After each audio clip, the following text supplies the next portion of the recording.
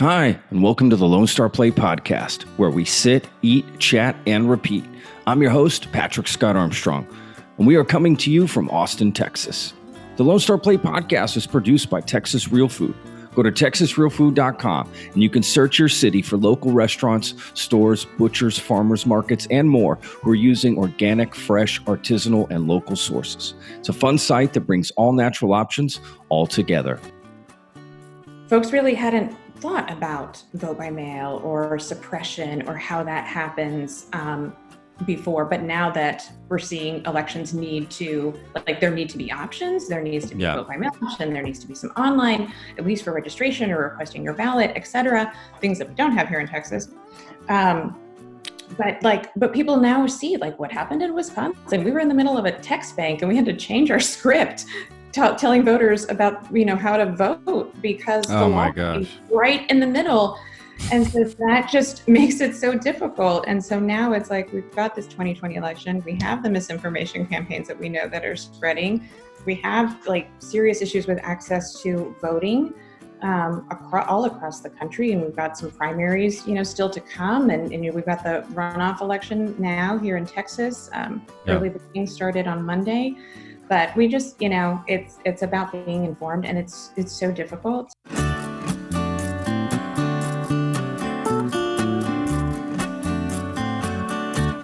How are you? I'm great. How are you doing? I'm doing all right. Hanging in there like everyone else. Yeah, right on. Are you stuck? Are you working from home, or how's that working for you? Yeah. It's interesting. Our entire team. I was already a remote person, but just everybody being remote and then not going anywhere, that's a lot. But absolutely. Yeah, we did the same thing. I mean, we had a studio that we recorded off of off South Congress, and got to start, had to start doing it from home, same sort of thing. So yeah, well, hopefully, you're in Austin, right? Are you in Austin? I am. You're in Austin. Yeah. So they might be doing maybe another shutdown, right? That's I'm hearing murmurs, I don't see how they don't, to be honest. It's when we were hearing about just the parks being closed this weekend, I'm I kind of bet they don't reopen again. Yeah, especially 4th of July, right? That had my wife and I very worried, right? I mean, just the thought of that filling up the bars and restaurants. And I'm a restaurant person, so this is a tough thing for me to say, to be honest with you. It's a tough battle between friends that have businesses, and they're struggling with it too. Do I open? Is it safe? We're taking all the precautions we can, but you can only go so far. It involves the other person too, the customer that comes in. They have to respect those rules as well. Otherwise, it does no good. I'm seeing all these stories of people pushing back against wearing a mask inside.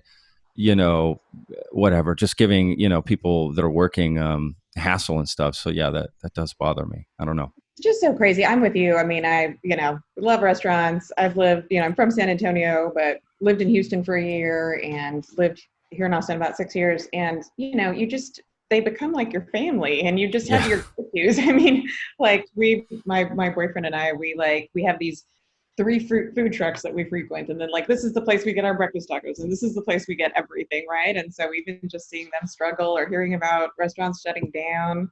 We used to love to go to Shady Grove, walking over to ACL, and that was the heartbreaker.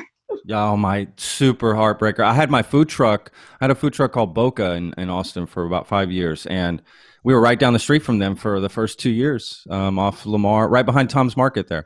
Yeah. So just devastating. It has been. I know. I saw some interview with Tom Colicchio, and where he said, if 75% of the businesses that have to close, come back, that'll be a miracle, because likely it's going to be half that don't, and so it was just, restaurants already, operate on a very thin margin to begin with. Right. And so when you add in these other factors, it's almost impossible to make a profit. I mean, it truly is. And then on top of that, if you were already semi-struggling before the pandemic, and that's half of restaurants are semi-struggling, to be honest with you, all the time. I know, especially in cities like Austin, where there's so many, and there's a lot of options, and that's I think where we were too, of just I mean, I'm not going to lie, being able to pick up Franklin and ramen has not been a bad thing in our lives. Yeah, that is true. That's a good point. I know that's super privileged. Like, not for primetime comment. But and then just trying to support all the restaurants that are giving what they can. And, that's one thing that like we've really tried to keep an eye on. And, just trying to order directly from the restaurant and, go pick it up, tip them directly. Correct. Yeah. Yeah. And I try to reiterate the most I can on the podcast, actually, for people that it is safe to go get takeout. I think, pick the right places, look online, find in the groups from people that have been and said, hey, this is a good place to go. I think that's a good, defining term, because there probably are some places that maybe aren't respecting it, and you'll hear about it. So, support those other places. I think it's completely safe to go, and kitchens and restaurants already take a lot of precautions to begin with, to be honest with you, if it's a good place. I mean, I know the way I ran my kitchens, it was, cleanliness is just the first thing they teach you in a kitchen. Is they teach you two things: taste everything and keep your station clean. It's like, that's the two rules. So, I think it's comfortable for people, to get that and go. What are those, what were those food trucks that you like to go to? I'm curious. So we live really close to South First. So that food truck park there on South First with Little Thai and Bami Daba and Austin Foodie Moody, like, we frequent those peeps a lot. Nice. I know that park. Yeah, the man at Bombay Daba was like, you get the same thing every time. You don't want to try anything else? I'm like, I'm sorry. I found what works for me. Don't make fun of my Sana Masala order. That's funny. That is hilarious. Even him trying to like, hey, are you sure you don't want to try something? I have other stuff. Like, I know the Austin Foodie Moody guy, he like will give us like some falafels or like different things to try, some like pickled vegetables that he made that were awesome. That's great. Hilarious. That's hilarious. But that's our job. I used to do that stuff too, all the time, to be honest. Are you sure? Why don't you try that? Why don't you give this a, you think it's just going to help you keep them coming back, really. But honestly, like you said, I mean, if you think about it, they're coming back. They're already there. They're getting that dish because they like it. I've definitely used to have people that would come and I already knew what they wanted. And I would, as soon as I saw them walking up, I already started making it. Right. And would have it almost ready for them, or they send me a quick text. I was only a few people would I give out my number for something like that, but we do have some cell phone numbers. I'm not going to lie. Yeah. You go a place long enough, that's the kind of hookup you get, and you should. It's that's the way it works. So right on. Well, good. Those are good places, and food trucks need a lot of support right now too. I think they're getting forgotten about because I see people talking about restaurants and bars a ton, but nobody's really mentioning food trucks. So they're still open. They're still out there doing their thing. For us, huge. And so we're from San Antonio, so like this breakfast taco war is real. We know it's real. Boy, you're not joking. I'm from San Antonio, so I'm sticking with my hometown. But, not deviating. But I kind of found also on South First, Flavia's Kitchen.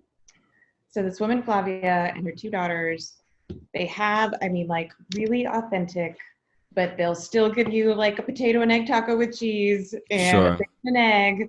But really, really fantastic food. And they had to close for a little while. And I was following them on Instagram, and people were posting like, will you do catering?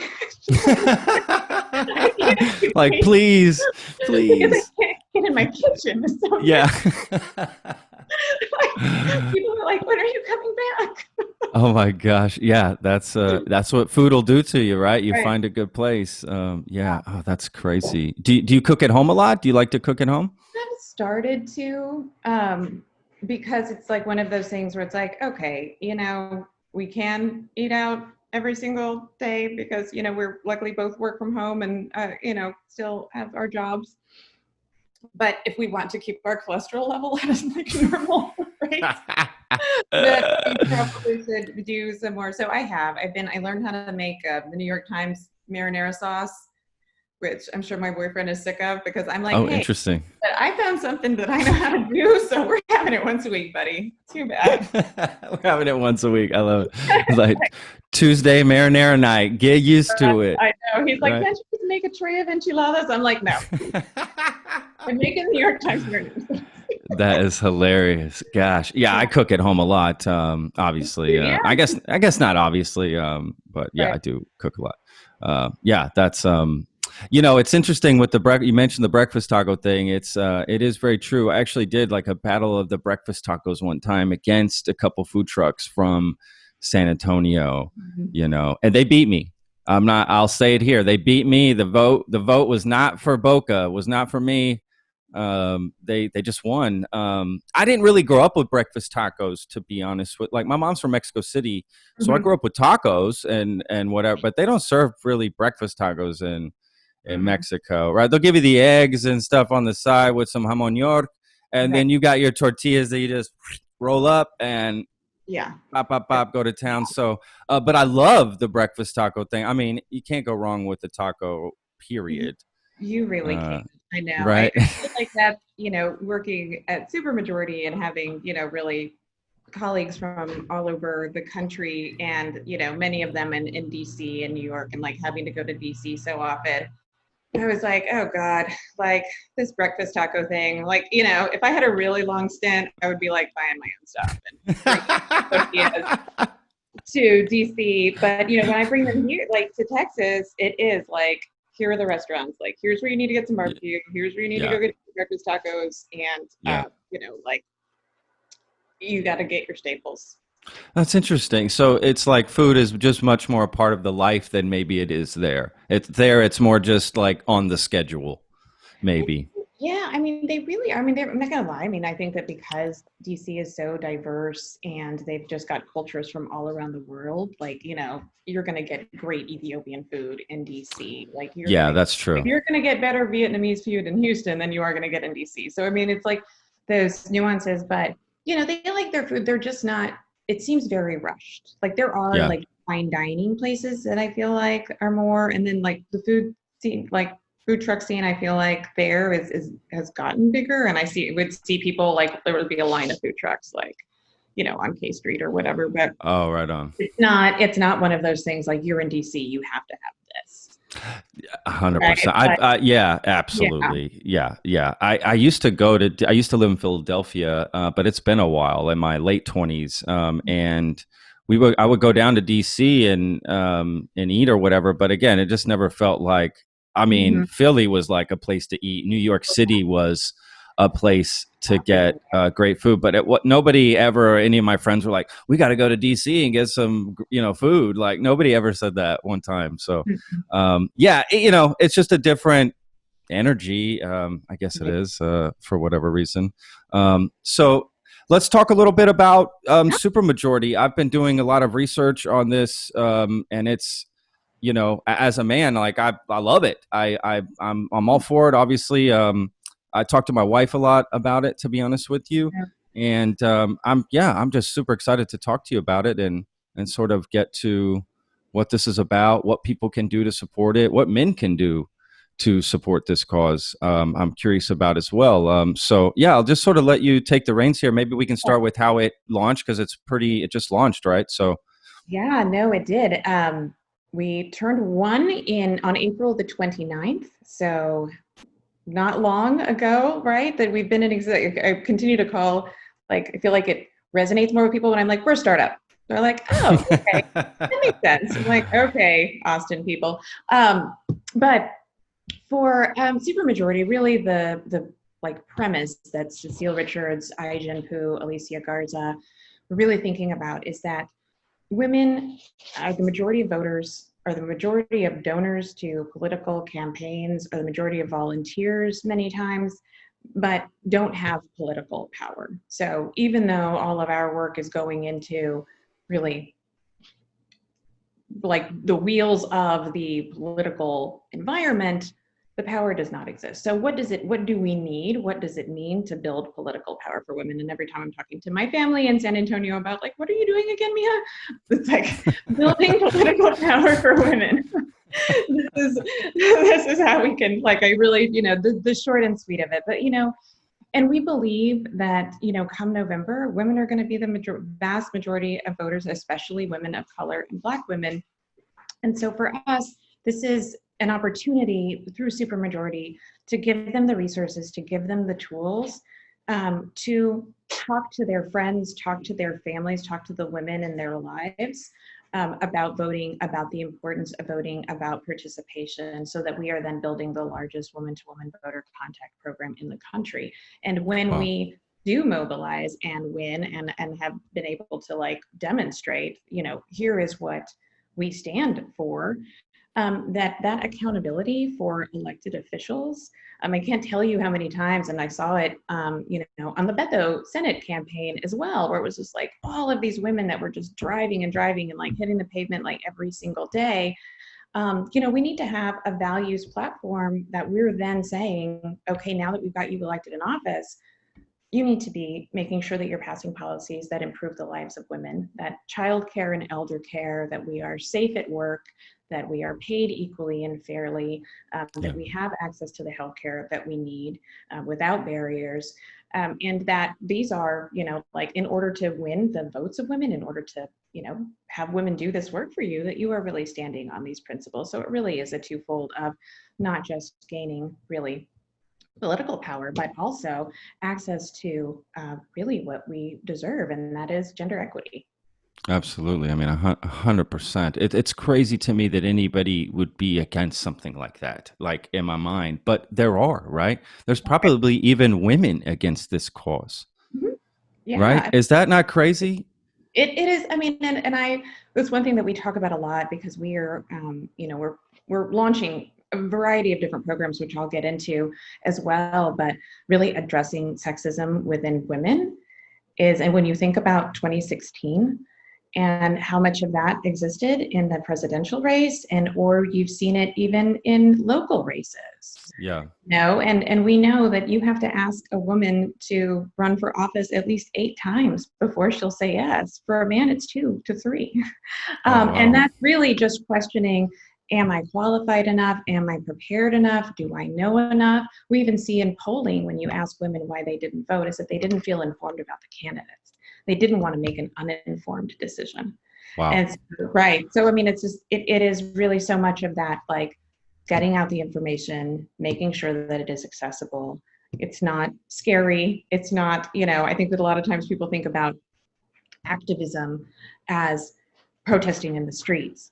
That really being active is being, knowledgeable, knowing about the issues, knowing about the candidates, and sharing that information. A big part of our program is relational organizing. We have another one of our co-founders, Jess Morales Roquetto, talks about the fact that she was the one of the vote directors for the Hillary Clinton campaign in 2018, and she was like, I was traveling the country getting people to get out to vote for Secretary Clinton, and I couldn't get my mom to vote.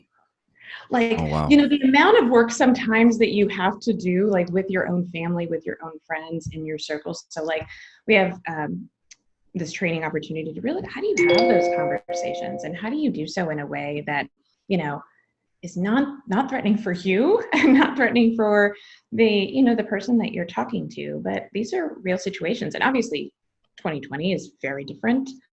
But at the same time, I think that, we cannot take for granted or underestimate that people still need to be talked to. They still need the information in order to get out to vote. Absolutely. I mean, that's, it's about informing yourself, but again, it's probably a two-way street, right? You also need the other person to want to do it. And I guess if it's easier for them to learn, or they feel they trust the facts, I think that's a big thing right now, is that people are having a tough time trusting the news or things that they read or hear. And I don't know, has that sort of fake news culture, has that affected y'all in some way? Oh, definitely. I mean, and I think that the way in which what we saw a lot is the way that women candidates are treated as well.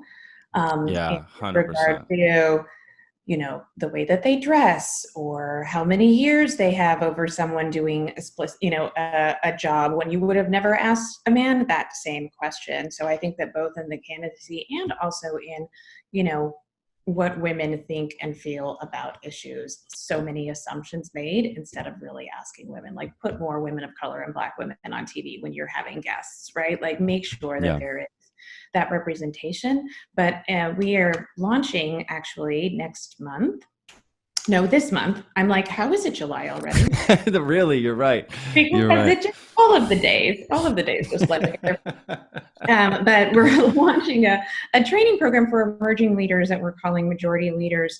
And it is really for I say younger women, women under 40 really, who are really interested in getting involved maybe for the first time, or they've, done some stuff, maybe they volunteered, maybe they've made some phone calls about getting out the vote, but they want to learn how to do more. So we have a full training series for them really about this relational organizing that I've been talking about how you center women of color, like really practice as opposed to jargon. I feel like especially now with, the Black Lives Matter protests and police brutality and, how are we, showing up in this moment and being like very thoughtful, authentic, and intentional in the way that we are showing up.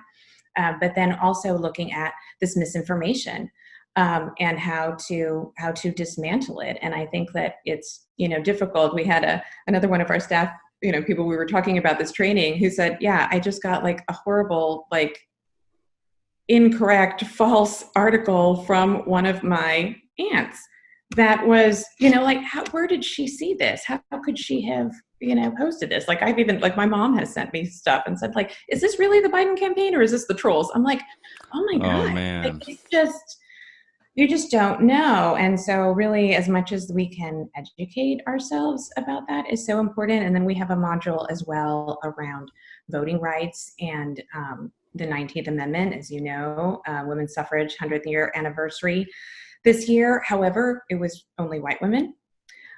So really lifting up and recognizing that not all women were able to vote at that time, and looking at our voting rights. And I think that now more than ever, folks are becoming more aware about access to the polls. Like, I think that there's been really a right-wing narrative around voter fraud. But when you look at, the actual instances of that via mail, it's really so small. But like it's all about the narrative and what people think that about voting by mail. But folks really hadn't thought about vote by mail or suppression or how that happens before. But now that we're seeing elections there need to be options. There needs to be a vote by mail option. There needs to be some online, at least for registration or requesting your ballot, et cetera, things that we don't have here in Texas. But people now see like what happened in Wisconsin. We were in the middle of a text bank and we had to change our script telling voters about, how to vote because the law is right in the middle. And so that just makes it so difficult. And so now it's like, we've got this 2020 election. We have the misinformation campaigns that we know that are spreading. We have like serious issues with access to voting all across the country. And we've got some primaries, still to come. And we've got the runoff election now here in Texas. Early voting started on Monday. But we just, it's about being informed, and it's so difficult nowadays. So we're just hoping with this Emerging Leaders program and having, 1,000 women from all over the country participating who are able then to talk to their family and friends, who are able to, just kind of feel like this is just the domino effect or the, snowflake effect of like, how many people are you then touching once you're informed? Absolutely. I mean, that's where it starts, right? That's where the real change happens. It's almost there at the dinner table, right? Where those real conversations happen. Yeah, totally. Yeah. And I think that it's, people feel like the time is very polarizing right now, but like in, polling that I've seen or focus groups that I've witnessed, I think that there is, whether people are, high propensity voters or haven't voted a whole lot or, maybe just voted in the last election and that was the first one. like, we can't assume that people have a certain position, because I think that there are values that we all like stand on, and that is access to healthcare, and really, it is economic, and making sure. And I feel for moms and teachers right now the most, because not knowing what is going to happen with school, about the reopening, what is that going to look like? And then also access to childcare of, if we have to shut down again here in Texas, I mean, who all was able to like, all right, I got to go back to work, putting my kid in daycare. And then if the daycare's closed, the restaurant closes, like all of the just shifts and adjustments that have to be made, people are really engaged. I think that, the government is impacting folks' lives now like they never had before. When people would say like, oh, I don't know that my vote is really going to make a difference, I think now they understand the connection, or like, what is going to change about my life if this person is elected? I mean, it's from local all the way to, the White House now, that it has to be evident. That's my personal theory anyway, based on the information that I've seen, but they have a connection now. Yeah, no, that's amazing. Has there been, pushback? Where have you gotten pushback from people? Has it been from, I don't know, are there any groups or men, or I'm just curious about that. I think that because what we are working to do is really engage the unengaged, or the just becoming engaged, we haven't had a lot of pushback in the typical sense. I spent 15 years prior to this job working for Planned Parenthood here in Texas. I read that. Yeah, my former role was the executive director of our statewide political and advocacy arm. And I feel like, I was in a space where it was like challenge every single day. Yeah, I can. And in Texas, right? Right, like, exactly. Working on reproductive health rights and justice in Texas is a significant challenge. And I think that what now, the biggest challenge, as opposed to really the naysayers, is just, we need to get more women engaged, and they are out there. It's like, we just have to reach them. They just need to be talked to. And so I know sometimes I feel like, our biggest challenge is there's like so much to do, and we only have capacity to do certain things. So what we are, we are really focused on is, this training program. We're also building a platform on our website, which is really cool. We're really excited about, which is called Supermajority Home. So any woman will be able to then just log on, check your voter registration. We kind of refer to it as like, put on your own air mask first, right? Like, are you registered? Do you know where you need to go? Like, do you know where you need to go?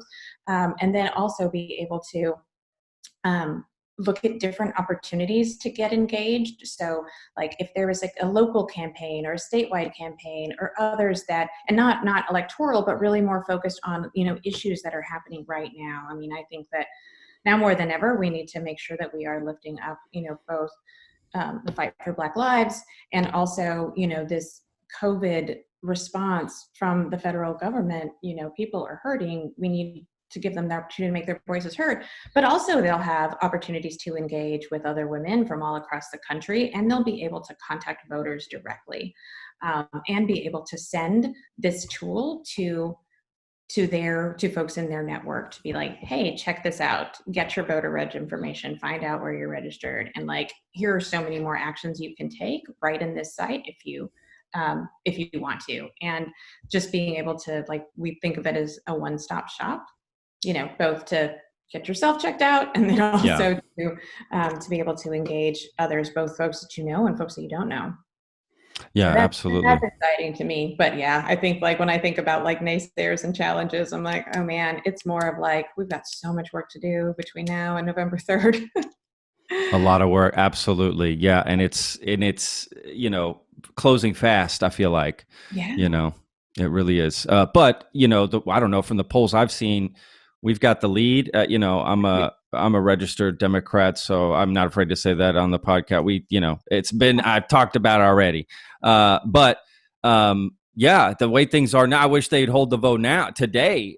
To be honest with you, I feel like that would goes. So it's just like, I don't know. I see the finish line so there, but I feel like these are the same feelings I had in 2016, where I was like, oh yeah, it's going to be no problem. We're going to get this. And, that didn't happen. Or November 9th, excuse me. Well, and I mean, for us, I think it's just, and I think most people, like, we just cannot stop. As much as I think that, like, sometimes my boyfriend will tell me, like, why do you think people aren't going to vote? They're going to go to vote out Trump. Like, how do you not think that that's possible? It's like, people have to be engaged. We have to talk to them. We have to make sure that they know the importance of their vote, of engaging their friends and family constantly. And it's going to be our forever job, and we're just going to have to live in that space. People still think their vote doesn't matter. Yeah. I mean, they still think that. In fact, I spoke with I just interviewed Dale Hansen. Do you know who he is? He's a sportscaster out of Dallas. Yep. And he actually voted for the first time in 45 years this past year. And the reason he said he never voted is because he just never thought his vote mattered. And I just thought, damn, from somebody like that, like, you really didn't think your vote mattered this whole time. And that's amazing to me. So that just lets me know there are a ton of people that don't think their vote matters. So yeah, I think it is important to let them know it does matter and how it matters. I think that's probably the most important aspect, because if you just tell someone your vote matters, what does that really do to them? They need to see how it matters. And I think once they're in for life. I believe, Well, I think to that point, I think especially now, last Thanksgiving was sitting next to my, one of my tias, and she said that the first time that she voted was in 2016.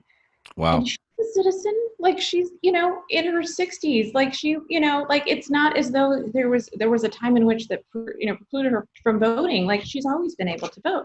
And then I felt like, oh my God, what a terrible human am I, that I've been sitting next to this woman just assuming that she votes. Like, gosh, like, just, look at your own family and, in your own networks, and the reach that they have.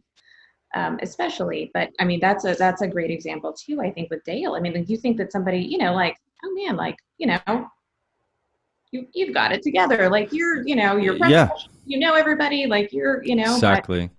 You're plugged in. You just figure they're going to vote, right? Like, that's their people are expecting them to vote. In fact, so that just completely I just was not expecting to hear that. Yeah, I know.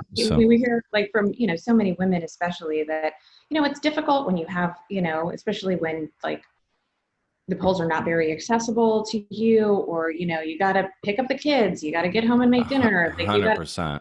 A lot of reasons, why it's challenging. But then when you look at folks who are just like, yeah, I just really, it didn't occur to me that it was such an important part of my personal life, but I think that, as I mentioned earlier, I think with COVID and seeing that direct connection now, is hopefully really going to make a difference, because, and people talk a lot about young people not voting. Well, I think young people now, especially, like, working in the restaurant industry, and they got, whether they got student loan relief for a little while or what that's going to look like, but, it's confounding, and it's a lot of pressure. And are they moving home? Like, what did they have to do?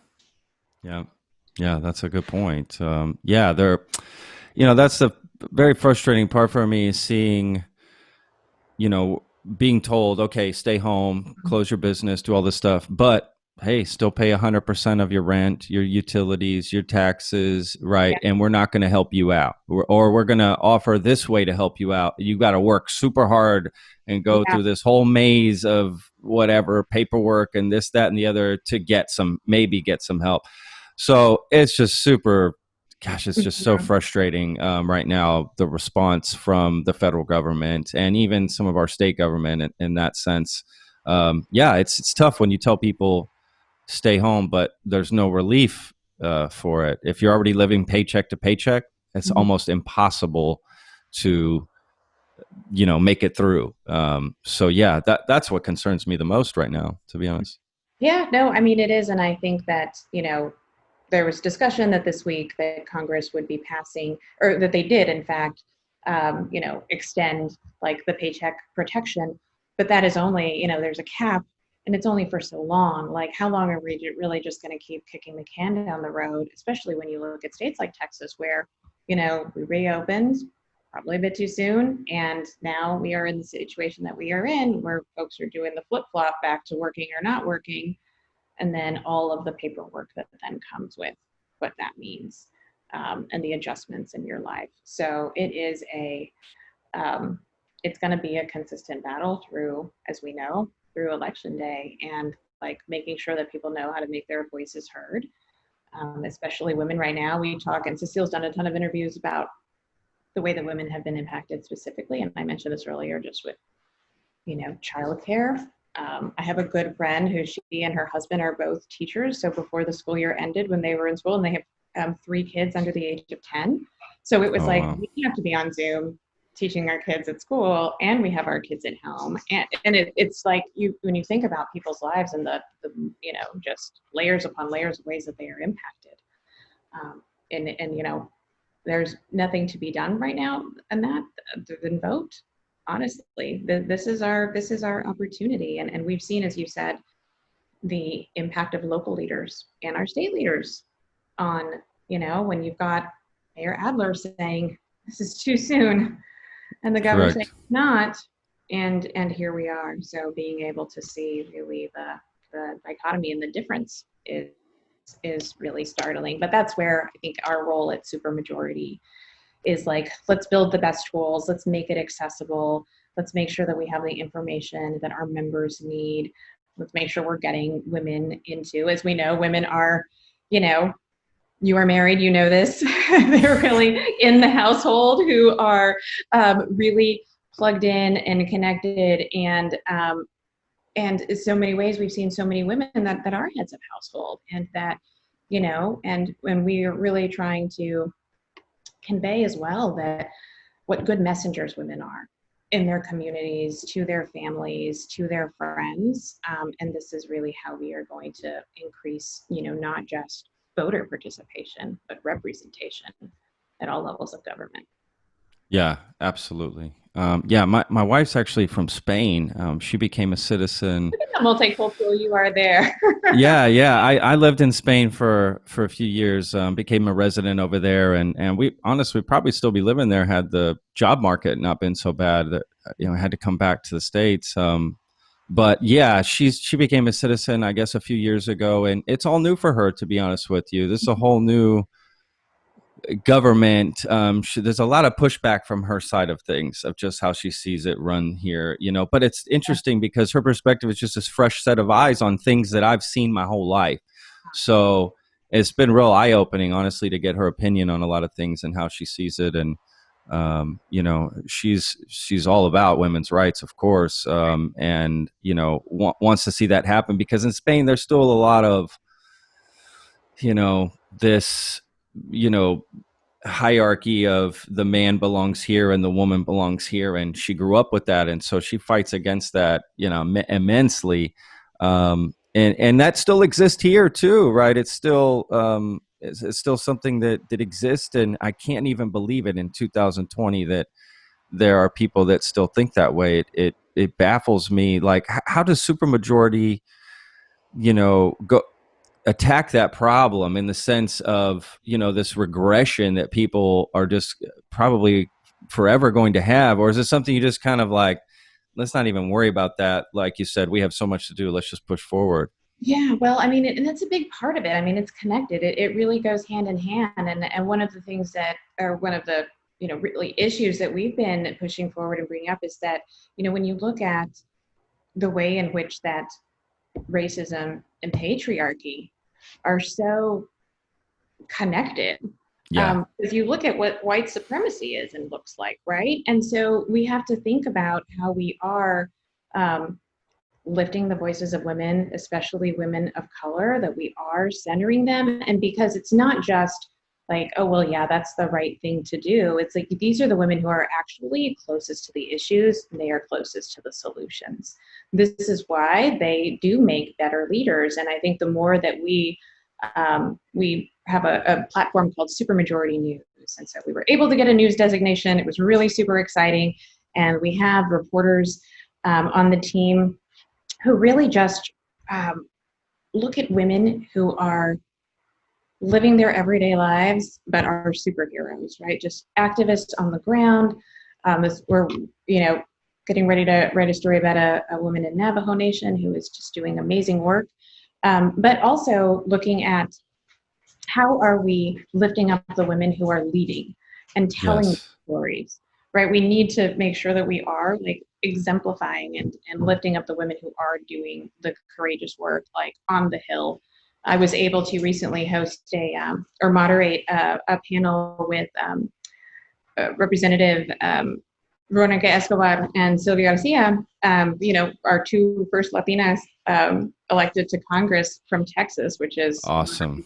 Right, which is awesome, but also really, you're right. You're right. It's like 28. It took this long, right? Like, yeah. How is that even possible? But anyway, really just having a conversation with them about, bold leadership, and it's not just about, the good old boy cigar smoking, backroom deals, inside baseball.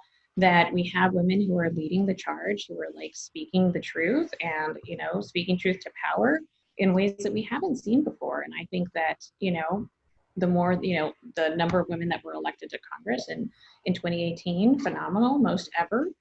awesome. We have the opportunity this year too to, elect even more women than we did then. So it's exciting, but, the patriarchy is real. Machismo is real. That. I mean, it is. I would, if my parents would talk about, San Antonio, it's such a, great place politically, and we've got, good leaders. And it was like, well, for a really long time, you had men who were telling women, it's not your time. Don't run for state rep. Don't run for this council seat. You should run for judge, or you should go and run for school board. But now when you see what amazing, leaders these women have been and like gone to the helm and like fighting the fight, we can't live with that mindset anymore. And we have to, just as we talked earlier about like women can be sexist, like the patriarchy is really ingrained. And how do we really absolutely women as equal and as peers? And that's why in our majority rules agenda, we have laid out, these are the 5 principles, and, really, equal pay and equal access to employment is so critical there. I'm sure that you've seen it, of all of the amazing women chefs all over the country who are just being celebrated so phenomenally. And I'm a big Top Chef person. Yeah. I was really excited about Melissa. Yeah. We were in the Zoom chat with our staff, and everybody was just like, okay, what was like the best part of your week last week? There's so many. What's the one Top Chef? I love it. Look, the best chefs I know are women. That's the truth. That is the truth. No, it is, it's a long overdue. 100%. It's long overdue, but also it's crazy that you even have to fight for equality. Right? I think it's insane that even a group has to be formed to get something that's seems so obvious. That's it's sad, honestly. But I'm obviously so happy that y'all are doing it, but I just hate that y'all even have to do that. Well, and I think, for us, and when we launched and just the feedback that we received of like, I've been waiting for this my whole life, or so glad that there is this space for me to really exist with other women and talk about these issues and talk about building power. And we, had a really great conversation, in Houston with women about like how we can, like, how are we building together? How are we thinking about leveraging the power that we have collectively, instead of like we're all working on these different issues and we're all fighting against this glass ceiling in our own individual spaces, instead of really thinking about how we are connecting. And that's one thing that with Supermajority, that is something that is, that is unique and that is really exciting from the women that we've spoken with and who have joined us. We were right after launch. It was just like, oh my God, day 2, 85,000 women from across the country had signed up to be members of Supermajority.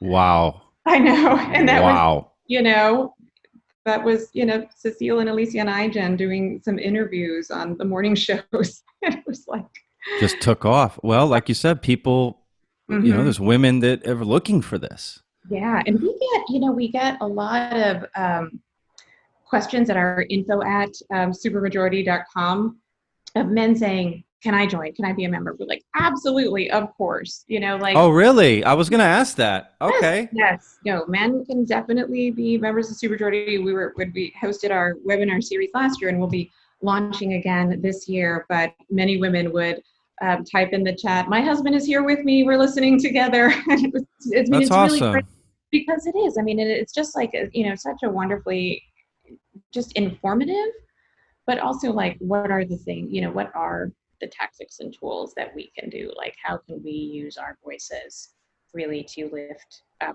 women, both the women in our lives, and women who we know are, representing us, to demonstrate that, we need to make sexism, patriarchy a thing of the past. I mean, 100%. Is there, is this like a Democratic Republican thing, right? A conservative liberal thing? I know that, y'all fight for women's rights, and there's a big issue that very much about that's there right in the middle. Does that prevent some women from wanting to join? Well, one thing that we say is that we want women in this space who share our values, and our values really being around, both, reproductive health rights and justice, economic equality and justice, right? Access to all forms of healthcare, and also really centering the voices of women of color and being an anti-racist. So if those are the things that you agree with us on, please join us at Supermajority. We are a nonpartisan organization. But we want to make sure that we're building a community of women who stand on the values that really are essential to women's, really just the women's movement and moving forward. Yeah, absolutely. 100%. Well, that's also good to know about men joining. Again, I was curious about that myself. That's great. That's great to know, because I was curious how men can help support this cause, because I'm all for it. And I think, honestly, I know at least all my male friends all think the same way I do for the most part. Except, you always got a couple, fringe friends that just have some crazy thoughts, but maybe they've just been friends forever. And, right. That sort of thing, especially growing up in Texas, right? Trying to be liberal in Texas is not always easy.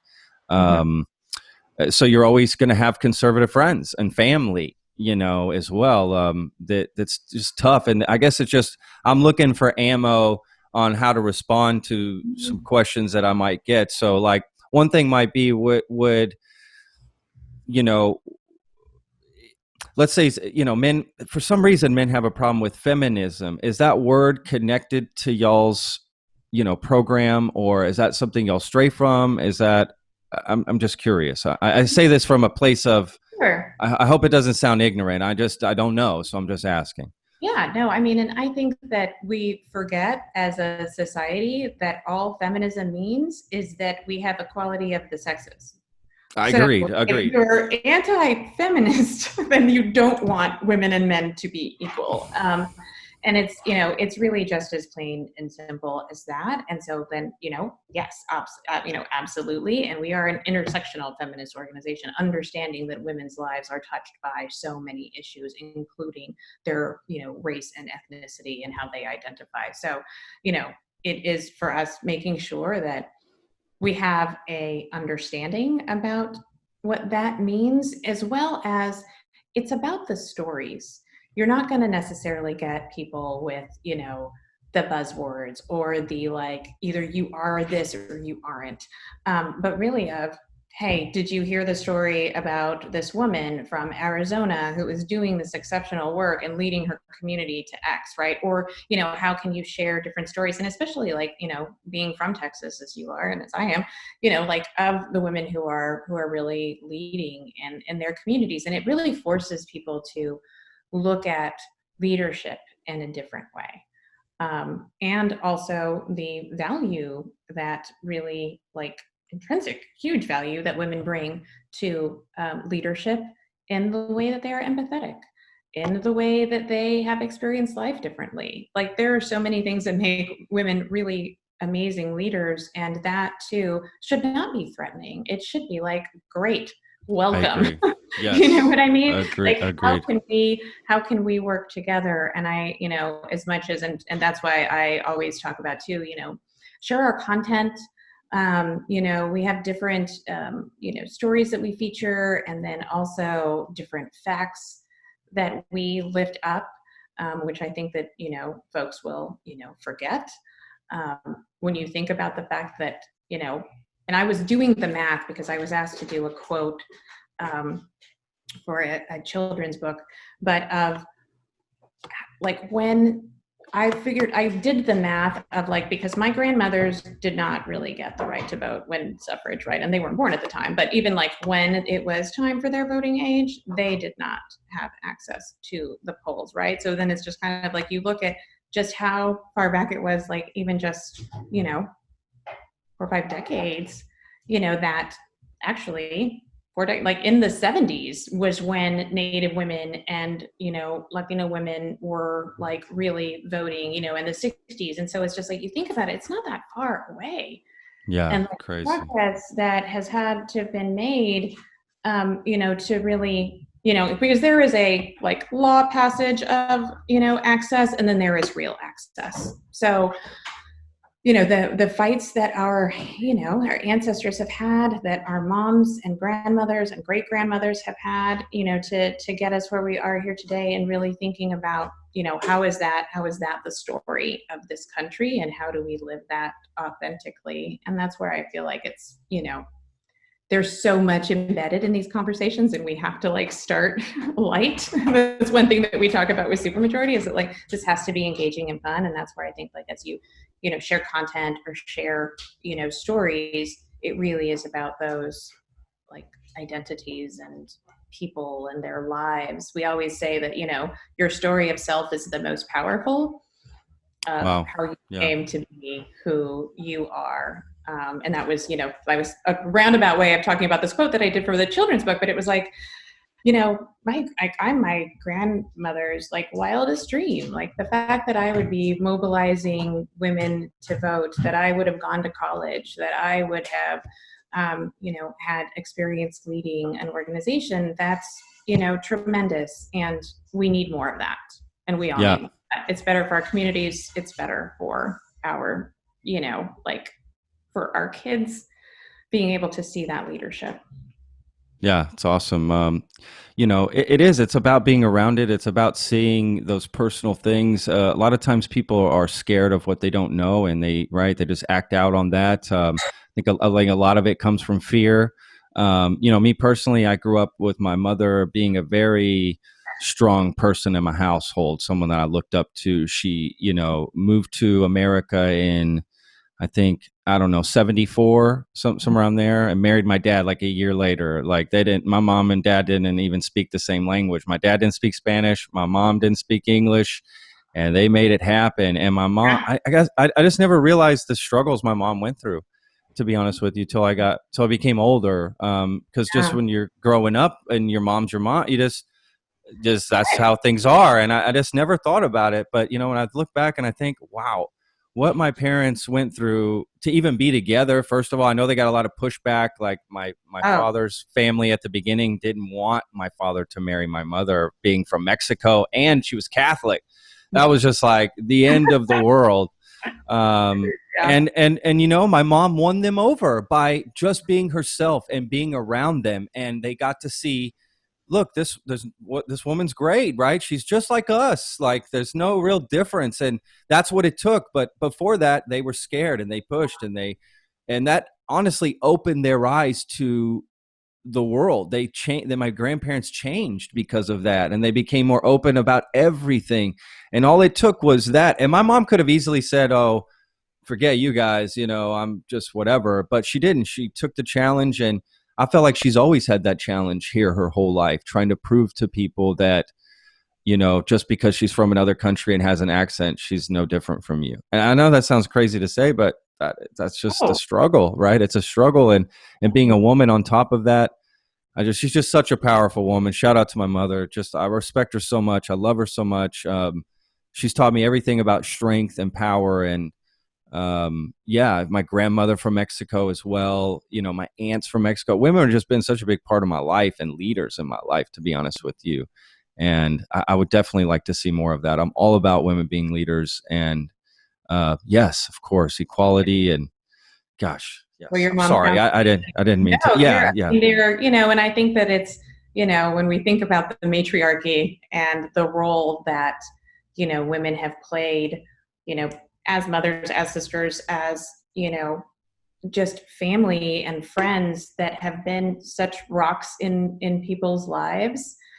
And that is really that is a true leader, of being able to have that strength and fortitude and bring it directly to your community, your family, your friends.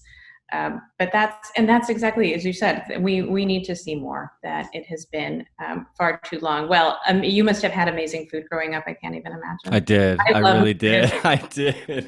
Oh man, so good. I did. I still do. Like, my mom's cooking is still my favorite thing to eat. Like, hands down, without a question. Yeah. I think that's one thing that I think about Texas, and just the culture that is here. I think that I go to other states sometimes, and it's just like, oh, Texas, y'all just must eat steak all the time. And it's like, wow, the fact that is still out there is like, it's go to crazy, right? Amazing Vietnamese food, right? Like, it's just, but, we are this state that doesn't vote to the degree that we should. We are, on the, very bottom of the totem pole when it comes to, our vote propensity compared to other states. But if we did, I think that we would definitely be expressing the values that we know that we have as Texans. We are, and that's one thing too, just we care about each other. We care about our community. We are welcoming, and that we also really want to see change. We do. This isn't where we want to be. And I'm hoping that, we see in Texas the increased turnout that we're hoping for in this cycle. Not just a vote against, the hate that we've seen come out of the administration, but also for our values, for who we are, and for who we the way in which we know that we should be represented. Which to me is, it's so much of it as And are you originally from Austin? No, I'm asking. No. I grew up in the Dallas area, but I wasn't born there. I was born in Omaha, actually. Yeah. The random places that our parents end up. I was born in Oklahoma City. My parents lived outside of Texas for like 2 minutes. And exactly. In Oklahoma City. My brother was born in Guadalajara. And and my mom was actually pregnant with me in Guadalajara, but because they had such a tough time getting my brother's papers after he was born, they're like, okay, the moment you're ready to, for Patrick to come out, you're going right back up to the States. So that's what they did. She came up and had me here to make that easier. But it's crazy.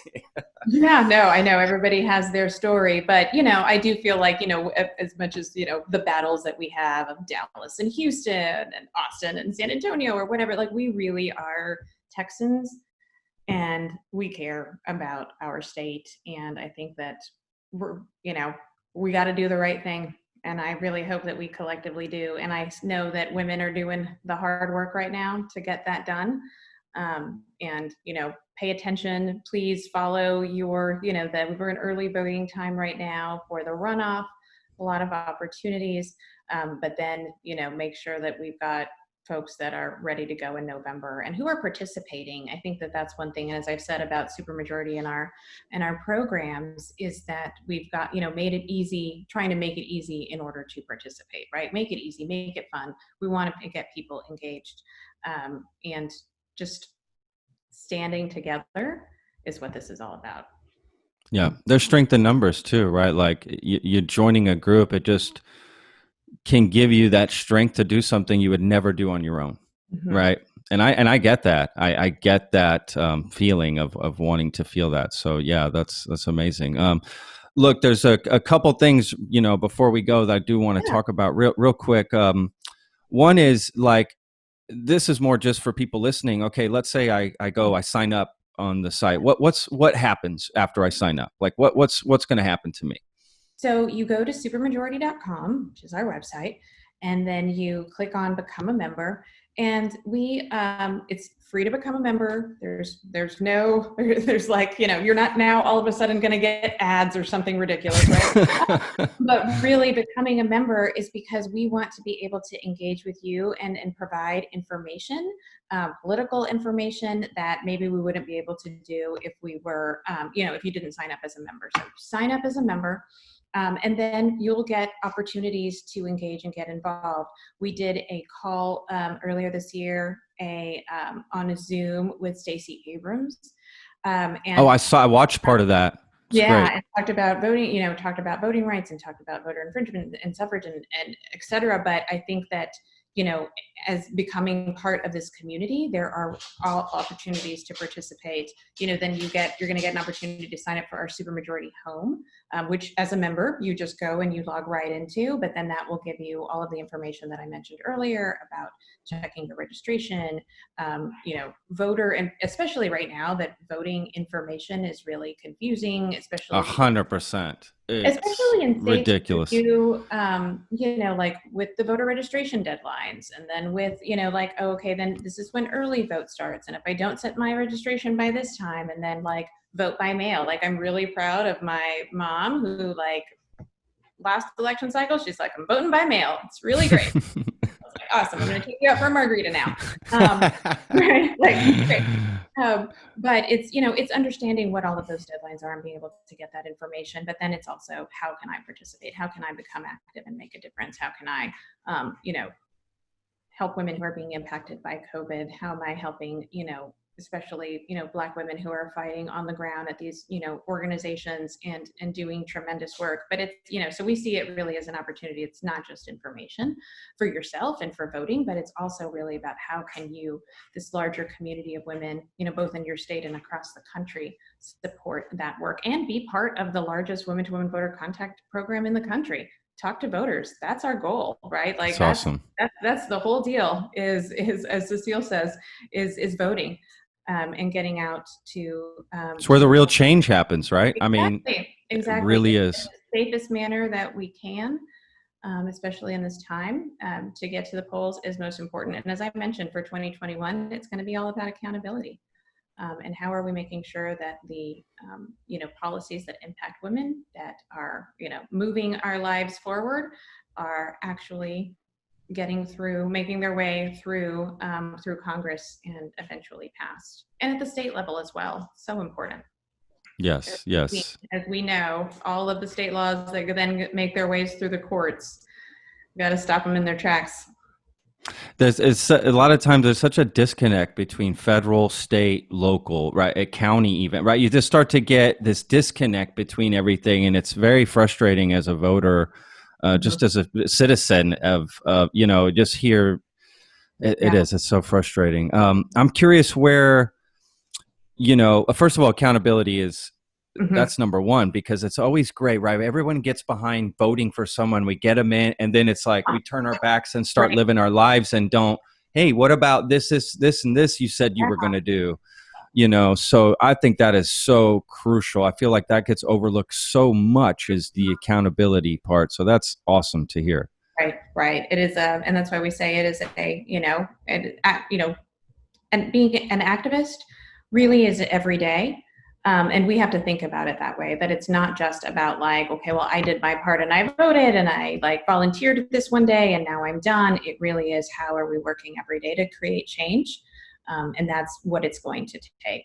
But we can make this engaging. We can make this an experience in which like we feel good about the work that we're doing, right? Yeah, we feel, you know, we also, there's a whole book about like pleasure activism, about like continuing to find joy in work, especially right now when it is so, you know, just, you know, Black men being murdered in the streets and COVID and just what we see happening every day. And, you know, watching press conferences, I feel like is traumatizing these days. So, no kidding. You know, right. It is. So then how are we also like, this is a marathon, not a sprint. And we've really got to make sure that we're taking care of ourselves too. And that's one thing that we do center also at Supermajority is like, it's the long term. Well, that's awesome. I mean, you know, this honestly is a perfect time for women to step in and become leaders now, because we're looking for them. We need them. We need this change. And I think you know, because of the pandemic and there is sort of this boiling happening in the country. And I think it's a perfect opportunity for change. Like, we have to make it now while the iron is hot. You know, Black Lives Matter, right? Like, that can't get overlooked again. It can't just be, you know, in the news cycle and then it's gone, because that's what happens all the time. That's very frustrating. It's like a school shooting. We get all up in arms about, you know, no pun intended there, but right. You know, about what's going on, and then it fades away and we're on to the next. And we have an opportunity now where we have a chance to focus on things. People are at home more. People are at, you know, and I think these changes can happen, and I see it happening. I just can't wait. I'm curious where you see what kind of, you know, unless there's something else you want to discuss, and by all means, you know, feel free to add on to this. But I'm curious, you know, where you see Supermajority in 5 years, let's say. Yeah, no, that's a great question. And one thing, and we've been talking about this a lot because, as you know, I mean, it's 2020 and so much is riding on this election. My gosh. When you think about scenario planning, regardless of the work that you do, what the administration at the federal level is going to look like is going to have a huge impact on the work that is done moving forward. But that, you know, really has not stopped us in thinking about, we've got to think big and we've got to think about growing numbers and getting more and more women engaged, involved, taking action, and then looking at, you know, in 2020, gubernatorial races all across the country, right? Which it's right here in Texas as well. And then, you know, we'll have these, you know, continued accountability and legislative sessions that are happening across the country. So we need to make political impact and legislative impact every single legislative cycle, every single election cycle. So, you know, the work is not done in 5 years. I'm hoping, you know, that Supermajority has millions of members. Yes. And that women are dominating both at the polls and as elected officials in office.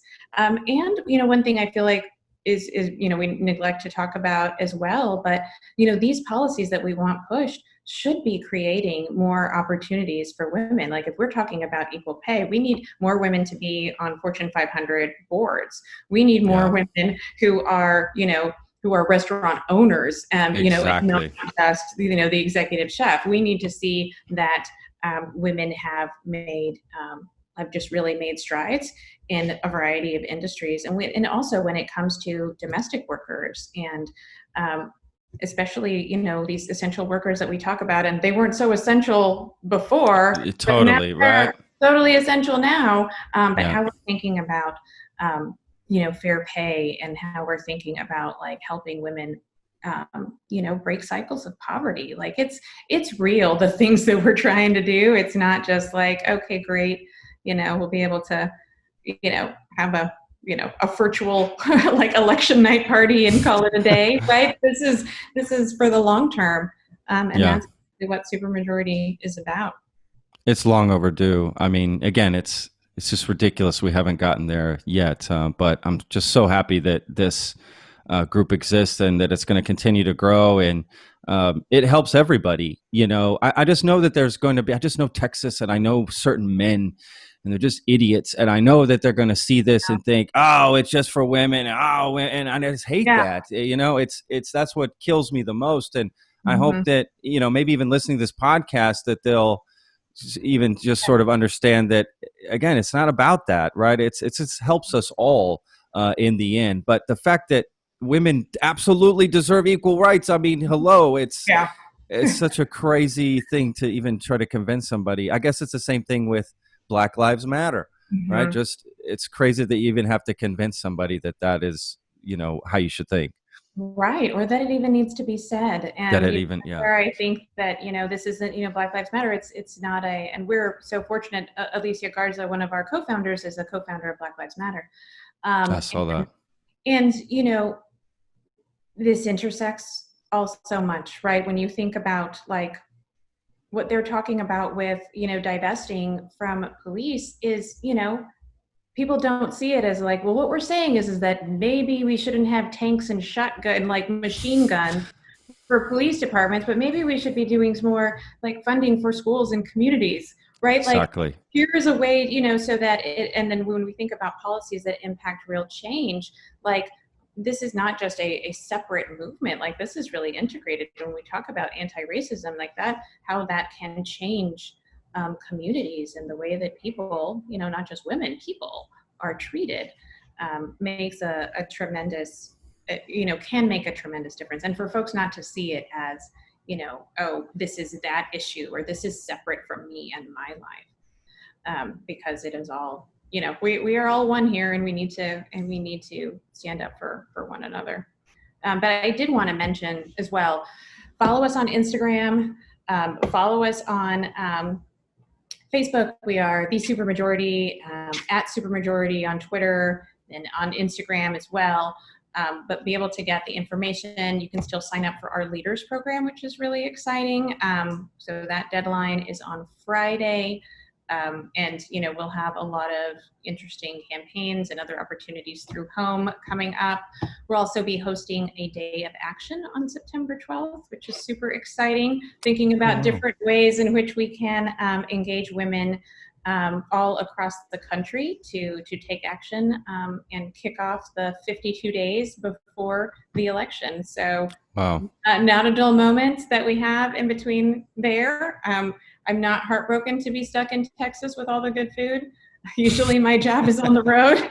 Not to say I haven't had good food elsewhere, but Detroit pizza is pretty delicious. But yeah, it's not a bad gig, and doing something I'm really passionate about and that my family's really proud of me for. That's awesome. No, it's amazing what you're doing. I'm sure your boyfriend is too, just everyone around you. Yeah, it's awesome. Not all of us get the opportunity to do something like that with our lives, to be honest with you. Some people are just in a position where they have to take so-and-so job and work, or two of them.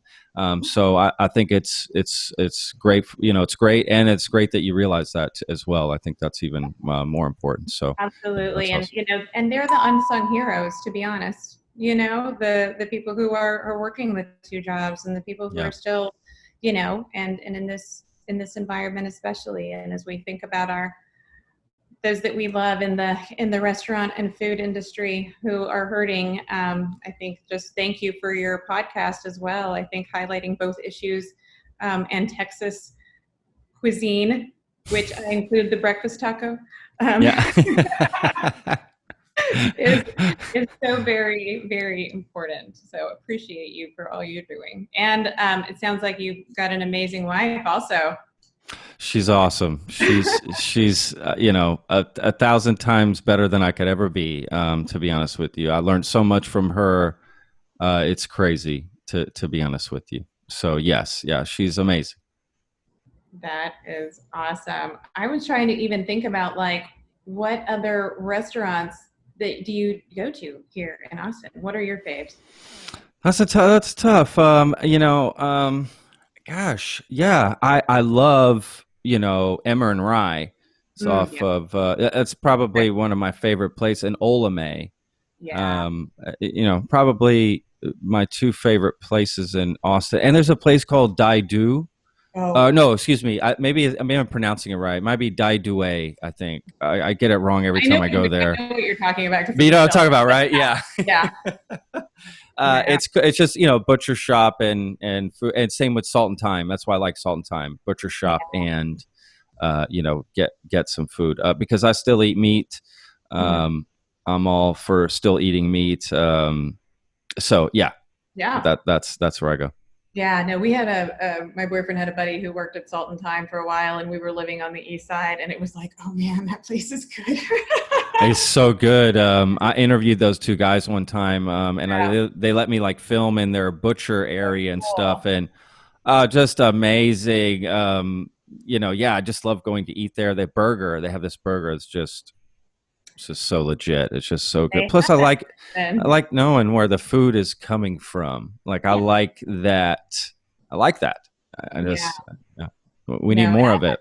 I had not been to Olame, but I had heard from a lot of friends that it was really amazing. Oh, it's ridiculous. It's beyond ridiculous. It's probably, and I've worked in a lot of restaurants and with a lot of great chefs. It's probably one of the best places I've ever eaten in my life, to be frank with you.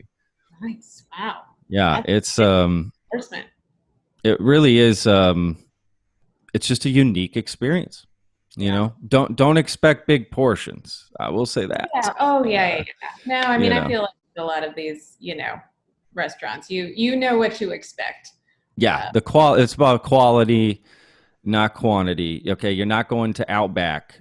Right. This is a different experience. So it just comes down to cost, really. I bought that sort of product before. It costs so much more. So, you can't really give somebody a 16-ounce steak. Like, it's like, there's no way you're getting a 5-ounce that we perfectly cooked for you, that's better in a lot of ways. And you got to know that going in. Yeah. Yeah. You have to, of course. Yeah, absolutely. Absolutely. Well, was there anything else that you felt like I should mention, or? That's up to you. I've sort of covered everything that I wanted to ask. This has been such a great conversation just so I can just say that I've learned a lot. That's what I was hoping, and I think you've helped people understand this movement as well, a little bit more too. So. Yeah, and that's one thing that I guess I'll say. Lastly, is that this is necessary and it's approachable. This is the way that it should be, and we've just got to vote, and we've got to get ourselves to on the right path, and we can do it, and we just have to do it together, and really be mindful of opportunity for ourselves and each other. Yeah, that's awesome. That's awesome. Perfect. Well, great. Well, I enjoyed this so much. I felt like I could have talked to you more about food forever and ever. I know that one year I lived in Houston, I don't know how much weight I gained. And I was trying everything. I was just like, oh, this restaurant Anthem. Oh, this other restaurant only has 11 seats. Let's figure out how we can get a reservation. I love it. Houston is a great city for food. It just is amazing. I know Austin. I'm impressed with Austin over the last, even since I've been here the last 6 years, of just the amazing restaurants that have popped up. It's been really exciting. And, San Antonio too, when we go home, we're like, oh my God, what's this? Who's San Antonio? Absolutely. San Antonio has amazing food. Yes, even Dallas, Fort Worth, El Paso. I can find good food in any city, to be honest with you. No, that is very true. But it is, I know I was thinking about the Vietnam, I know I've mentioned it a couple of times, but my favorite Vietnamese and that is Mai's in Houston, and they're open late. And oh man, now I love Vietnamese food. Now I'm just freaking pho. It's like, I actually, real quick, I'll just tell this quick story. This is funny. I went to this Vietnamese, this was before I was married. Okay. So I went on a date. This is my 20s. Yeah. I've probably told my wife this story, but this Vietnamese girl took me to this Vietnamese restaurant. It was in Las Colinas. Mm-hmm. And there's this whole community there of Vietnamese restaurants and Korean restaurants, but they're separate. Anyway, that's a whole nother So we go into this. It's in a shopping center. Open the door, walk in. They've got this huge. This is like July. They got this huge Christmas tree right there in the front, just like bam, welcome to our place, whatever. And it was just, they had rocks on the floor. I'll never forget. We sat in these fold out chairs. They had these barrels that you cook the food on for yourself. They brought you the raw meat and you would cook it all yourself. And they had this, tube that came down that would suck all the smoke out or whatever. It's just one of the most unique eating experiences of my life. And the food was amazing. I mean, amazing. It reminded me of being in Mexico and eating off of the street somewhere, and just the flavors are just, they're indescribable. It's like you're using the same ingredients, but somehow they're coming out differently. I don't get it. So yeah, Vietnamese, every time I've gone to eat Vietnamese food, it's been amazing, but I'll never forget that particular restaurant for as long as I live. Yeah. So I feel like those food experiences are just, part of one of the reasons that, like, I don't know, I think we're all just, foodieism has become a thing. It really is. Instagram, social media. Top Chef helped, honestly. Top Chef helped a lot. No, I mean, all of the food. I don't know if you saw Padma's new show on Hulu. If you have not, you should. I haven't seen it. I heard that she had a show, but okay, I'll watch it. Yeah, I'm trying to catch up. There's a million shows. She kicks it off in El Paso. It's pretty amazing. Really? Oh, That's awesome. That's awesome. Check it out. They love Texas. In fact, I've had a lot of friends on Top Chef, to be frank with you. Texas is the most pooled, like, talent, like the talent pool. They come to Texas. I mean, I would say more than half of their contestants have come out of Texas. That's so good. Yeah, they just love Texas, especially. So yeah, that's awesome. That's great.